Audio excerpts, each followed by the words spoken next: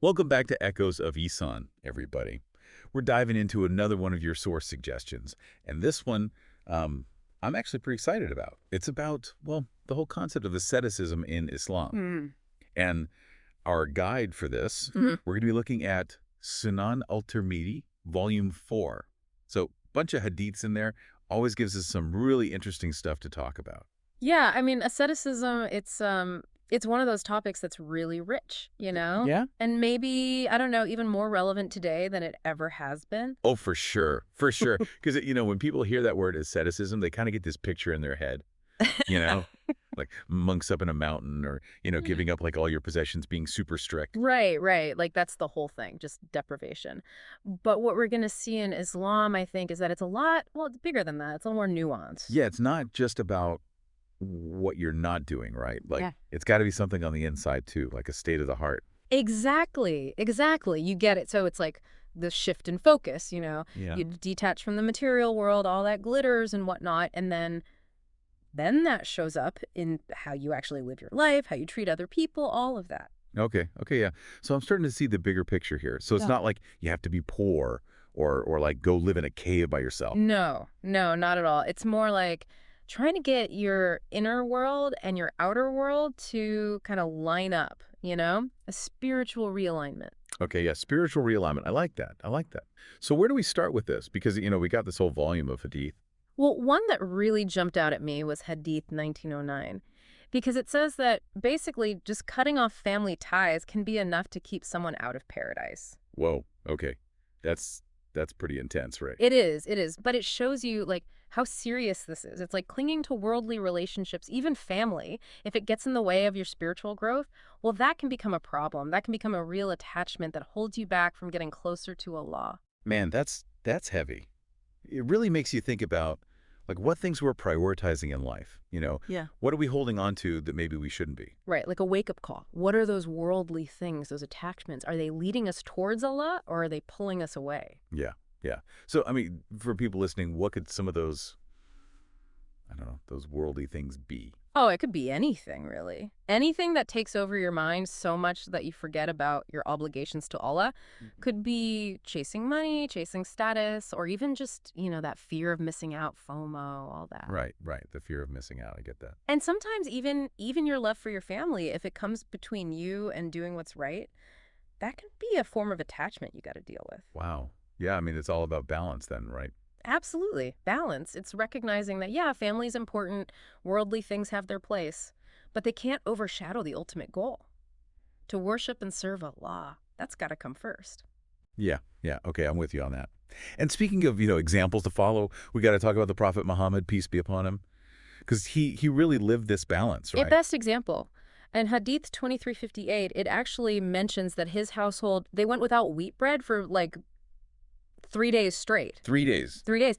And not because they couldn't afford it, but because they chose to. It was a deliberate act of detachment. Wow. So it's not about being miserable, right? Mhm. Asceticism isn't about that. Exactly. It's about understanding that true contentment, it comes from inside, from a heart connected to Allah. It doesn't come from stuff or comfort or any of that. Right, right. So the prophet, peace be upon him, he was showing like inner richness is what matters. Exactly. Inner richness. He lived simply, but his heart, man, his heart was overflowing with love for Allah and compassion for all people. That's beautiful, man. It's beautiful. And another hadith that comes to mind is number 2470. And the prophet's talking about a sheep that they ate in his household. He said, all of it remains except for the shoulder, which they gave away in charity. So, like, the only part that really matters is what you give away, what you share with others for the sake of Allah. Exactly. What you send ahead, for the afterlife. Because Yeah. material things, they disappear, but your good deeds, the impact you have on others, that's what lasts. Those are the real treasures. Man, that's a powerful way to look at it. It's not about getting more for yourself. It's about how you use what you have to help others and to please Allah. 100%. 100%. Yeah, that's a real shift in perspective. Going through these hadiths, it really strikes me how much emphasis there is on action.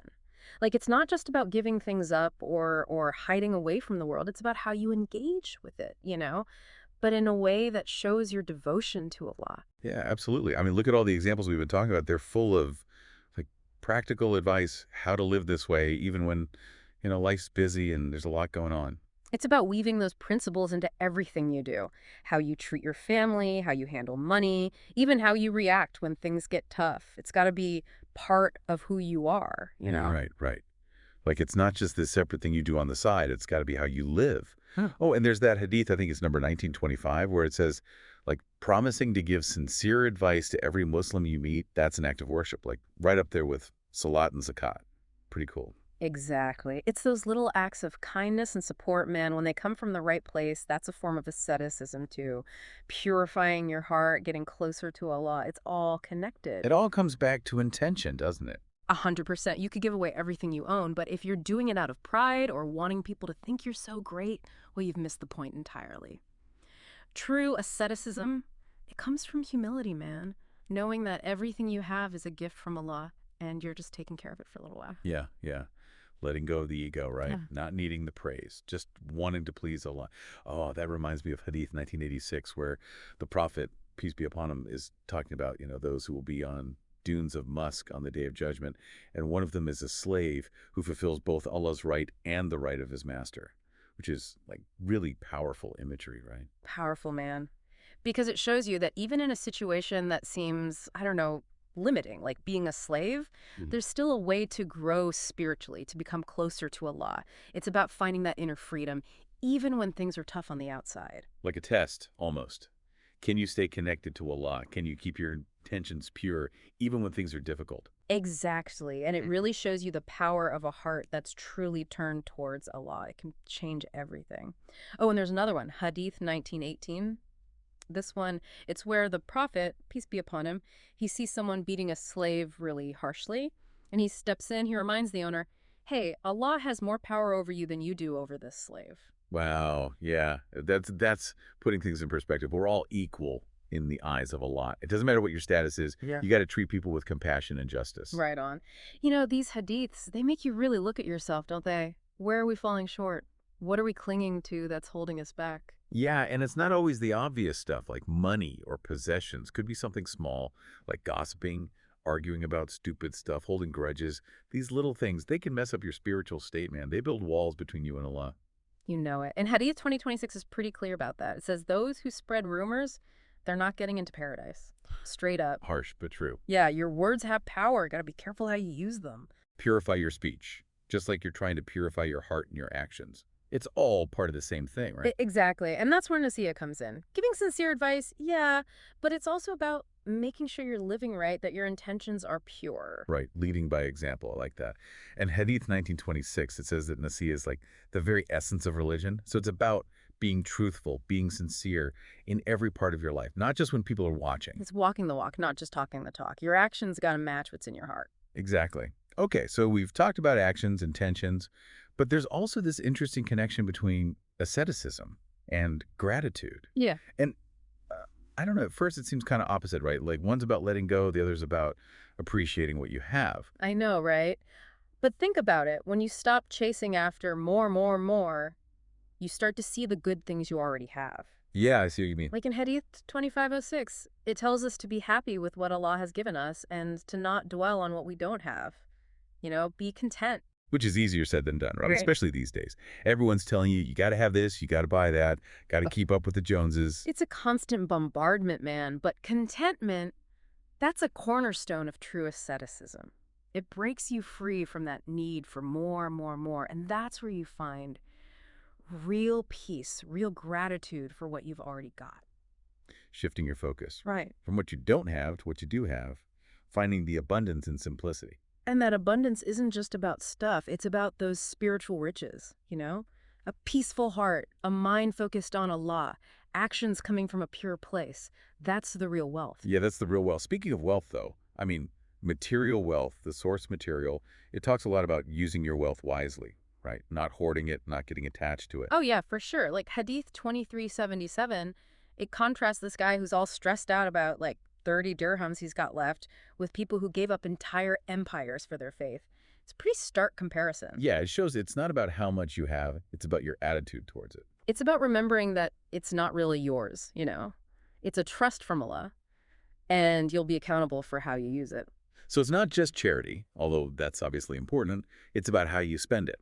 making sure it's going towards good things, avoiding waste, making sure your business dealings are ethical, all that. Absolutely. And how you earn your money, too. Remember Hadith 24404? It warns against people who use religion to trick people and get rich dishonestly. Like, that's a big no-no. Yeah, your pursuit of wealth can't compromise your principles or your devotion to Allah. It all comes back to that idea of detachment, freeing yourself from that grip of greed and materialism so you can live in accordance with Allah's will. Makes sense, makes sense. And, the more we talk about this, the more I see that asceticism, it's not about being poor. It's different. Totally different. It's not about your external circumstances. It's about your internal state. It's about your attitude towards all that worldly stuff. Right.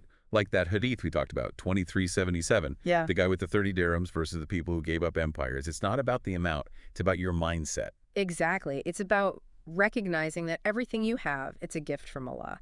And it's about using those gifts wisely, not letting them become a distraction, something that holds you back spiritually. So someone could be poor, and yeah, they might live simply because they have to, but that doesn't automatically mean they're practicing asceticism. Right.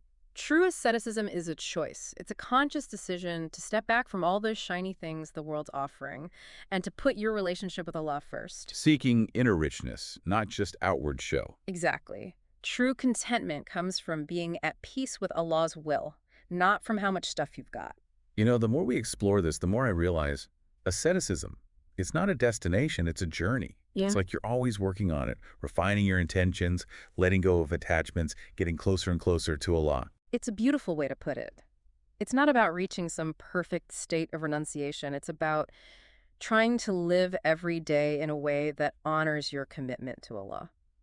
And that commitment, it can show up in so many ways, right? Like it could be through charity, it could be spending time in prayer, or even just trying to be kinder and more compassionate to the people around you. Exactly. It's about making those principles a part of who you are, not just something you do on the side. Yeah, it's about looking for a deeper meaning in life, something beyond all the temporary pleasures that the world offers. And in the end, it's about drawing closer to Allah, experiencing that deep peace and contentment that comes from a heart that's free from all that worldly baggage. Yeah, that's what it's all about. So welcome back to our deep dive into asceticism. As we kind of wrap things up here, I wanted to bring up something that's been, well, kind of running through all our discussions, this idea of asceticism and love, how they're connected.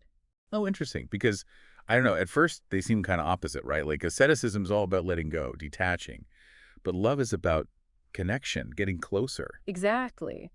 But what if that detachment, that letting go, what if it actually makes way for a deeper kind of love, a love that's, pure, not all messed up with selfish desires and worldly stuff? Okay, I see what you're saying, like when you're not trying to possess someone or control them or even things, right? Then there's space for a love that's, I don't know, more selfless, more unconditional. You got it. And Hadith 2390, we talked about it a little earlier, but it really gets at this.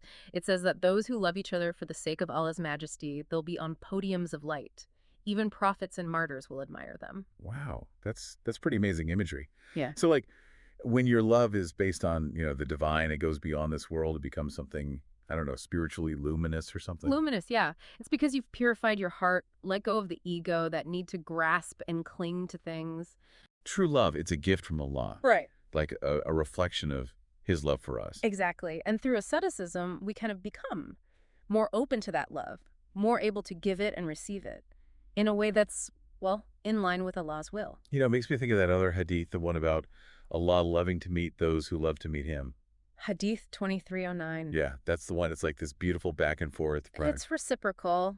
Allah's love for us, our love for him. And asceticism, in a way, it's about nurturing that desire, that longing to meet Allah, to experience his love in its purest form. And you do that through acts of devotion, through purifying your intentions, through letting go of all those distractions that keep you from, turning your heart fully towards him. Making space for Allah's love to come in and change you from the inside out. You know it.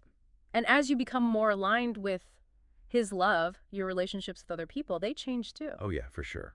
Because when your heart is full of Allah's love, it's got to spill over into how you treat others. You become more compassionate, more forgiving, more patient. Less judgment, less holding on to anger and resentment, all that stuff that pushes people away. And that brings us back to nasiha, right? Giving sincere advice, but doing it from a place of love and care. Wanting what's best for them in this life and the next. Because you recognize their inherent worth as creations of Allah, they're reflections of His beauty. Seeing them through the eyes of love, not through, like, your own ego's filter. Yeah, exactly. And one of the most striking things about all this talk of asceticism is how it really challenges like what the world tells us about success and happiness. Oh, totally. The world's like, get more stuff, achieve more, experience more, then you'll be happy. But these hadiths, they're pointing to a different path, man. One that leads to a happiness that's deeper, more meaningful, and it comes from inside you. Recognizing that true fulfillment, it doesn't come from what you have, but from your connection with Allah. Finding contentment in simple things, in gratitude, in knowing that everything you have is a gift from Him. And when you stop chasing after more, You experience a freedom you never knew was possible. A deep peace. it's like you're breaking free from, I don't know, the chains of desire. And then your heart can finally rest, Yeah. Rest in Allah's love. That's beautifully said. And isn't that really the essence of asceticism? Letting go of those temporary pleasures so you can hold on to something much greater, something eternal. Prioritizing the unseen over the seen, yeah. The eternal over the temporary. Investing in your spiritual wealth instead of those worldly possessions that, let's be honest, they're all going to disappear eventually. And that investment, it pays off in ways we can't even imagine. It leads to a life full of purpose, full of meaning, and that deep, deep connection with the divine. This whole deep dive, it's been incredible. I'm so grateful for the wisdom in these hadiths. They really make you think. Me too, man. They offer this timeless guidance, It's relevant for anyone who's trying to live a better, more meaningful life, a life that's in harmony with Allah's will. And they remind us that the path of asceticism, it's not about suffering, it's about freedom. Freeing yourself from those chains of worldly attachment so you can, soar to new spiritual heights. And that journey, it starts with a single step. Making a conscious choice to turn your heart towards Allah and seek His guidance in everything you do. So for everyone listening, think about what we've talked about today. What really spoke to you? What changes can you make in your life to embrace this spirit of asceticism, to get closer to Allah? Remember, it's not about being perfect. It's about those small, consistent steps. Every one of them brings you closer to a life of purpose, of meaning, and full of Allah's love. May this exploration inspire you on your own journey of spiritual growth. And may Allah guide us all towards a life of piety, devotion, and unwavering love for Him. Thank you so much for joining us on Echoes of Ihsan. Until next time, may peace and blessings be upon you.